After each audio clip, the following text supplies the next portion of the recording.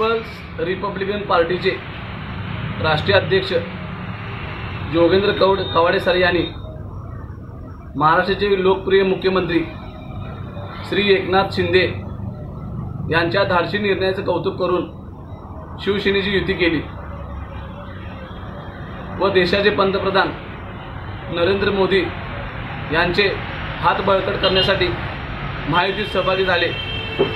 भारतात 400 आणि महाराष्ट्रात 45 या लोकसभेच्या जागा निवडून आणण्याकरता जोगेंद्र कवाडे सर तसेच आमच्या पक्षाचे राष्ट्रीय कार्याध्यक्ष जयदीप कवाडे हे आज महाराष्ट्रभर फिरत आहे व आम्हाला त्यांनी सांगली जिल्ह्यामध्ये भारतीय जनता पार्टीचे आपण काम करा असा आदेश दिलेला आहे। परंतु आज अखेर भारतीय जनता पार्टीने आमच्याशी कोणताही संपर्क केला नसून आम्हाला कोणतीही सन्मानाची वागणूक दिलेली नसून आम्हाला आज अखेर प्रचारामध्ये सहभाग करून घेतलेले नाही।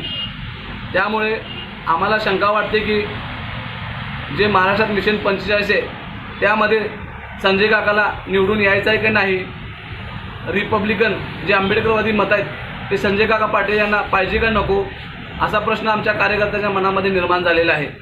त्यामुळे येणाऱ्या 2 दिवसामध्ये जर भारतीय जनता पार्टीने आम्हाला विश्वासात घेतलं नाही तर आम्ही सांगली जिल्ह्यापुरता मर्यादित कार्यकर्त्याशी निर्णय घेऊन वेगळा विचार करणार असा इशारा आम्ही जिल्हाध्यक्ष या नात्याने देतो।